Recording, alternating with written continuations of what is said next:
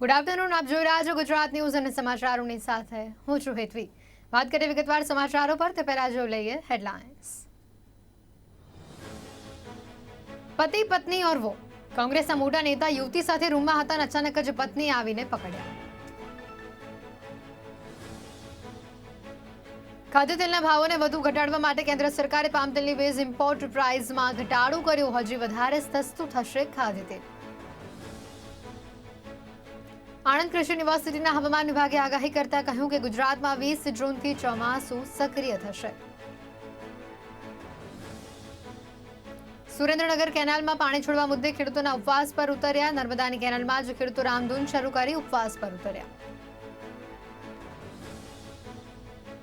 વધતી જતી મોંઘવારીને લઈને રાજકોટ કોંગ્રેસ દ્વારા અનોખું વિરોધ પ્રદર્શન. કોંગ્રેસ દ્વારા 50% કિંમતે શાકભાજીનું વેચાણ કરવામાં આવ્યું. અને હવે વિગતવાર સમાચારો પર નજર. કોંગ્રેસના રાષ્ટ્રીય નેતાને તેમના પત્નીએ જ એક યુવતી સાથે અડધી રાત્રે રંગરેલિયા મનાવતા રંગે હાથે ઝડપ્યા છે, જેનો વિડીયો પણ સોશિયલ મીડિયા પર વાયરલ થઈ રહ્યો છે. જેને લઈને મોડી રાતે જ નેતા કોણ છે તેને લઈને ચર્ચાઓ શરૂ થઈ છે. વાયરલ વિડીયોમાં જે દ્રશ્ય દેખાય છે તેમાં કોંગ્રેસના નેતા અને કેન્દ્ર સરકારમાં મંત્રી રહી ચૂકેલા ભરતસિંહ સોલંકી હોવાનું સ્પષ્ટ થાય છે. તેમની પત્નીએ જ આ બાબતનો પર્દાફાશ કર્યો છે, ત્યારે કોંગ્રેસ બચાવની સ્થિતિમાં આવી ગઈ છે.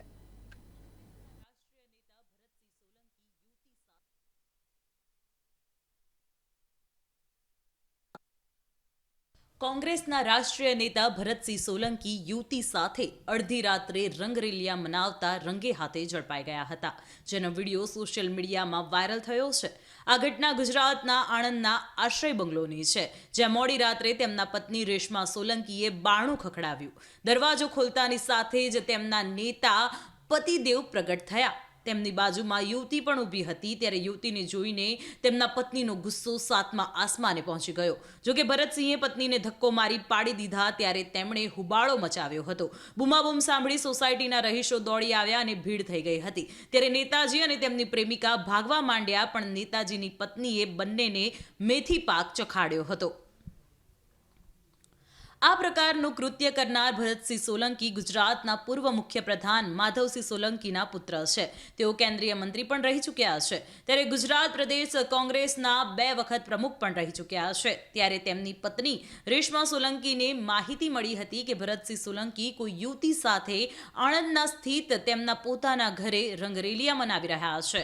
માહિતીના આધારે તેઓ પહોંચ્યા અને તપાસ કરી તો માહિતી સાચી નીકળી અને હોબાળો મચાવ્યો હતો અને ભરતસિંહ સોલંકીની લીલાનો પર્દાફાશ થયો હતો.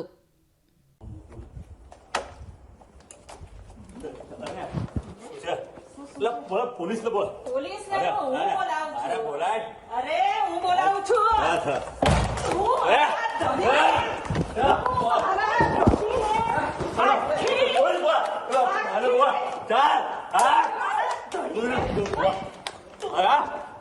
મરી જાય.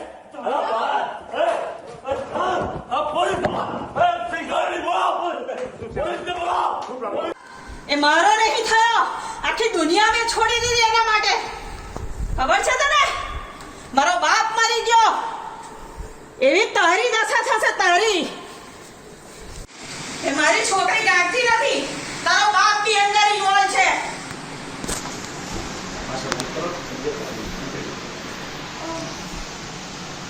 આખો મારે તારું મોઢું બતાય, તારું મોઢું બતાય. આ ધંધા હારા નહીં.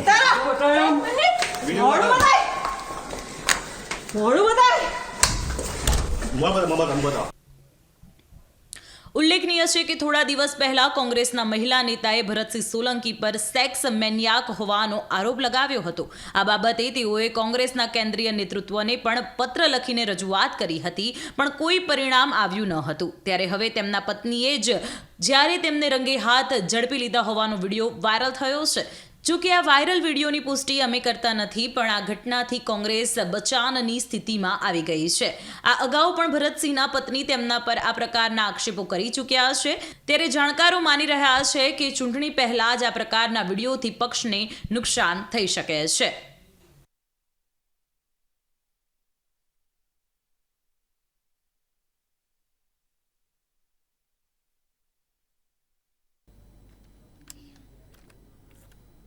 આજે 1 જૂન જે વિશ્વભરમાં વર્લ્ડ મિલ્ક ડે તરીકે ઉજવવામાં આવે છે, પરંતુ આ સાથે જ આજના દિવસની ઉજવણી એક એવા દિવસ તરીકે પણ થાય છે જેની કદાચ ઘણા ઓછા લોકોને જાણ હશે.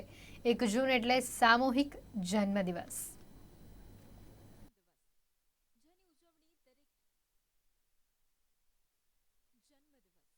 એટલે કે દુનિયામાં આપણા અવતરણનો પ્રથમ દિવસ, જેની ઉજવણી દરેક વ્યક્તિ ખૂબ ઉત્સાહથી કરે છે, નવા સંકલ્પો સાથે, નવા વિચારો સાથે, નવા અભિગમ સાથે.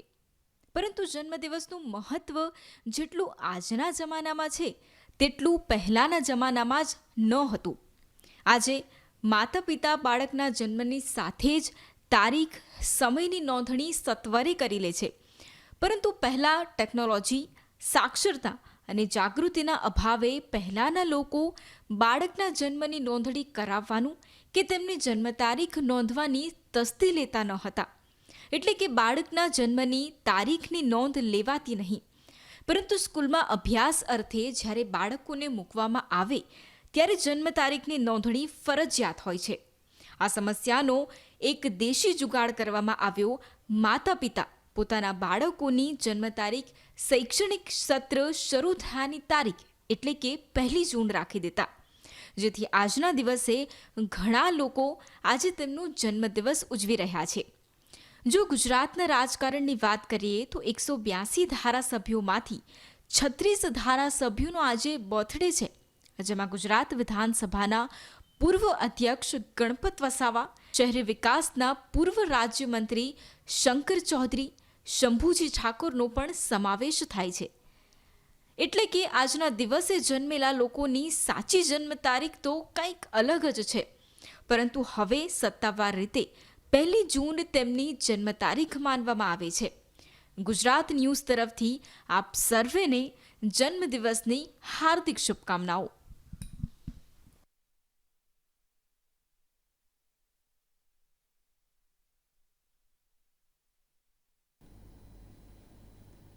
શ્રી રામ જન્મભૂમિ મંદિરના ગર્ભગૃહનો શિલાન્યાસ શરૂ થઈ ગયો છે. ગરોક્ષ પીઠના મહંત અને યુપીના મુખ્યમંત્રી યોગી આદિત્યનાથે તેનું ઉદ્ઘાટન કર્યું. આ પ્રસંગે સ્વામી પરમાનંદ સહિત રામ મંદિર આંદોલનની સાથે જોડાયેલા 100થી વધારે સંતો અને તે સહિત 300 લોકો ઐતિહાસિક પ્રસંગના સાક્ષી બન્યા. મુખ્યમંત્રી યોગી આદિત્યનાથે કહ્યું કે છેલ્લા 500 વર્ષથી દેશના સાધુ સંત રામ મંદિર આંદોલન ચલાવી રહ્યા હતા. આજે તે તમામ લોકોના હૃદયને આનંદ થયો હશે. ગર્ભગૃહની આધારશિલા રાખી દીધી છે. ગોરખનાથ પીઠની 3 પેઢી આ મંદિર આંદોલન સાથે જોડાયેલી હતી.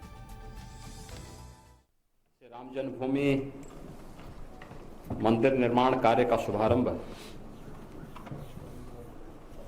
लगभग 2 वर्ष पहले प्रधानमंत्री मोदी जी के कर कमलों से शुभारंभ हुआ और सफलतापूर्वक कार्यक्रम आगे बढ़ रहा है. आज ये हमारा सौभाग्य है कि राम जन्मभूमि मंदिर के गर्भगृह में भी अब शिलाओं को व्यवस्थित रूप से रखने की जो शास्त्रीय परंपरा थी उसका आज यहाँ पर सफलतापूर्वक निर्वहन का कार्यक्रम पूज्य संतों और मंदिर निर्माण से जुड़े हुए न्यास के पदाधिकारियों की उपस्थिति में आज यह कार्य भी प्रारंभ हो चुका है. अयोध्या धाम में बनकर के देश और दुनिया के सभी सनातन हिंदू धर्मावलंबियों की आस्था का प्रतीक तो बनेगा ही.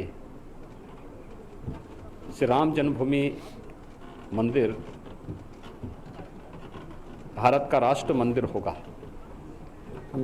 भारत की आस्था को सम्मान देने के साथ साथ भारत के एकात्मता का भी एक प्रतीक होगा.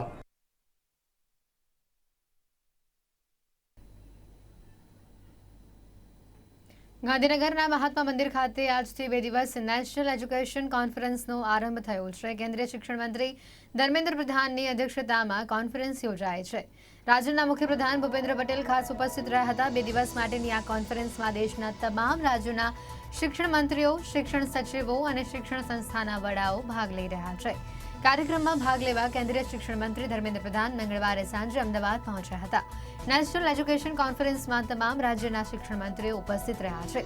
ધર્મેન્દ્ર પ્રધાન સહિત તમામ આમંત્રિતો ગાંધીનગર ખાતેના વિદ્યા સમીક્ષા કેન્દ્ર, બાયસેગ અને NFSUની મુલાકાત પણ લેશે.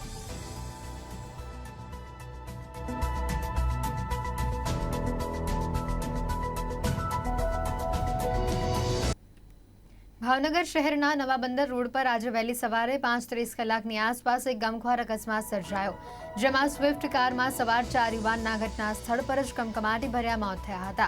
આ અકસ્માત એટલો જોરદાર હતો કે સ્વિફ્ટ કારના ફોરચા ઉડી ગયા હતા અને 4 યુવાનોના મૃતદેહ કારમાં ફસાઈ ગયા હતા, જેને તંત્ર દ્વારા મહામહેનતે બહાર કાઢી PM માટે મોકલી વધુ તપાસ હાથ ધરાઈ છે. સાથે તંત્ર દ્વારા આગળની કાર્યવાહી પણ હાથ ધરાઈ છે.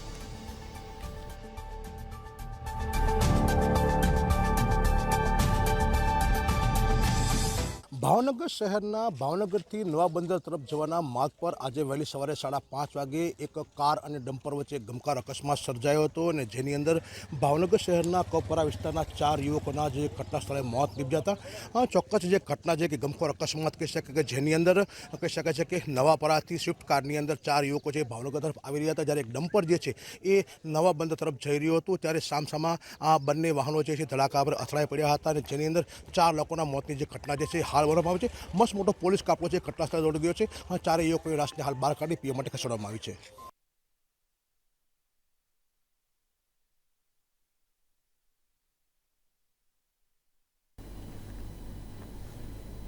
કચ્છના ગાંધીધામના 3 યુવાનોએ જાહેરમાં છરીનો ઉછાળવાનો વિડીયો બનાવ્યો હતો, જે સોશિયલ મીડિયા પર વાયરલ થયો છે. નોંધનીય છે કે જાહેરમાં છરીઓ ઉછાળવા ઉપરાંત તેઓ બાઇક પર ટ્રિપલ સવારીમાં હતા, જેના કારણે કાયદાનો પણ ભંગ થયો હતો, જેના પગલે ગાંધીધામ પોલીસ યુવાનોની અટકાયત કરી છે.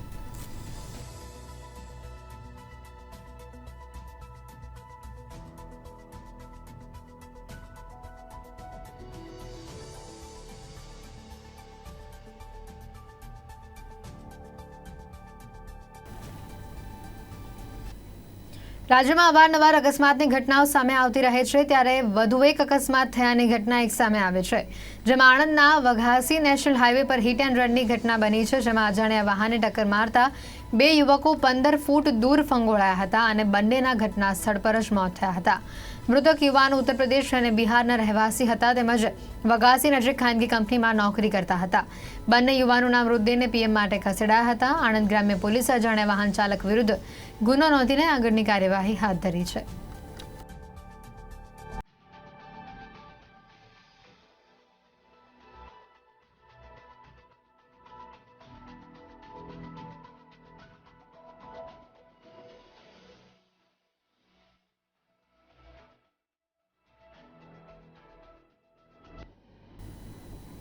સુરતના ખટોદરા વિસ્તારમાં એક વૃદ્ધ ગેંગના 2 સાગરીતોએ ડ્રાયફ્રૂટના વેપારી સાથે છેતરપિંડી આચરી હતી, જેમાં વીરપુર મંદિરમાં પ્રસાદી માટે ડ્રાયફ્રૂટની જરૂર હોય જણાવી 80,000થી વધારેનું ડ્રાયફ્રૂટ ખરીદ્યા બાદ ગાડીમાંથી પૈસા લઈને આવવાનું કહીને ફરાર થઈ ગયા, જે ઘટના CCTV કેમેરામાં કેદ થઈ છે. જોકે આ મામલે વેપારીએ ખટોદરા પોલીસ મથકમાં ફરિયાદ પણ નોંધાવી હતી.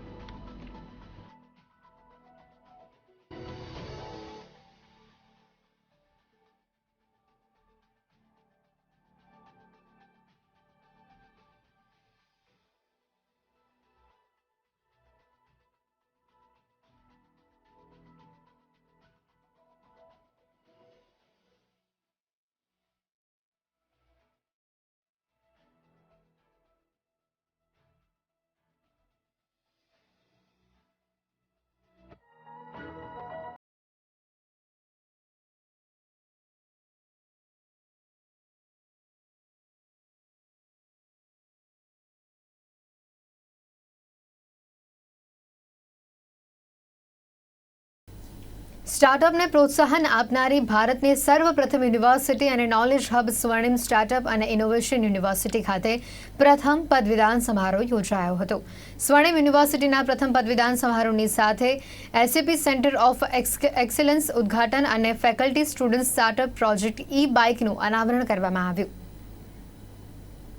ગાંધીનગર ખાતે આવેલ સ્વર્ણિમ સ્ટાર્ટઅપ એન્ડ ઇનોવેશન યુનિવર્સિટીએ તેના સર્વપ્રથમ પદવીદાન સમારોહમાં બિઝનેસના 15 વિદ્યાર્થી, ડિઝાઇન વિભાગમાંથી 27 વિદ્યાર્થી, વિજ્ઞાન શાખાના 67 વિદ્યાર્થી, ટેકનોલોજી કોર્સના 164 વિદ્યાર્થી, DMLTના 163 વિદ્યાર્થી, PGDMLT અભ્યાસક્રમના 655 વિદ્યાર્થીઓની સાથે યુનિવર્સિટી ટોપરને ગોલ્ડ મેડલ આપવામાં આવ્યો હતો. 4 ઇન્સ્ટિટ્યૂટના ટોપર્સ અને 2 સ્ટાર્ટઅપ ફાઉન્ડર્સને એવોર્ડ એનાયત કરવામાં આવ્યા હતા. પદવીદાન સમારોહમાં એક્ટર રણविजय ખાસ ઉપસ્થિત રહ્યા હતા. वोकल फॉर लोकल आपने सुना होगा, तो उन सब चीज़ों के को मद्देनजर रखते हुए मुझे ऐसा लगता है कि ये जो यूनिवर्सिटी है अपने किस्म की पहली यूनिवर्सिटी है जहाँ पर आपको एंटरप्रेन्योरशिप सिखाया जाता है. बिकॉज पढ़ाई के साथ साथ अगर आपको ये भी बताया जाए कि आप अपना बिजनेस कैसे चलाएंगे, क्या क्या मुश्किलें आती हैं, क्या क्या स्किल चाहिए to have your own business, बहुत ही ज़्यादा मुझे लगता है इम्पोर्टेंट भी है और बहुत ही सही टाइम पर इन्हें शुरू किया. बिकॉज अभी अगर आप देखें तो वर्ल्ड में सबसे ज़्यादा जो यूनिकॉर्न्स हैं वो इंडिया में पिछले 10 महीने में बने हैं.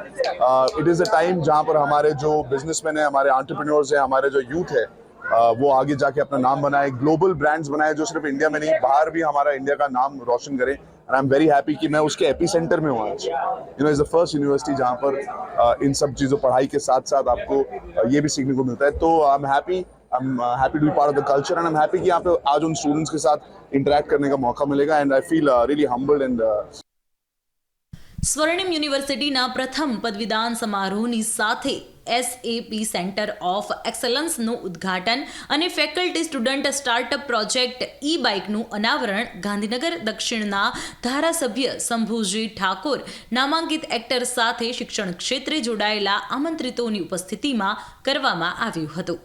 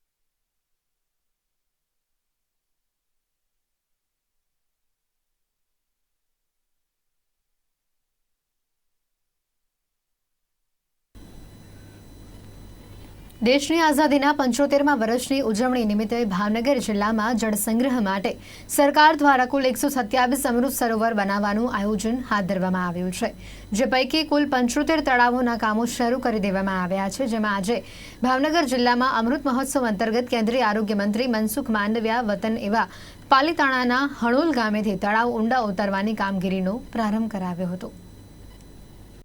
સમગ્ર દેશમાં આઝાદીના 75મા વર્ષની આઝાદીના અમૃત મહોત્સવ હેઠળ ઉજવણી કરવામાં આવી રહી છે. 75 વર્ષની ઉજવણીને યાદગાર બનાવવા અને રાજ્યના વિવિધ જિલ્લાઓમાં પાણી સંગ્રહ શક્તિમાં વધારો થાય તેના માટે કેન્દ્ર સરકાર દ્વારા દરેક જિલ્લામાં ઓછામાં ઓછા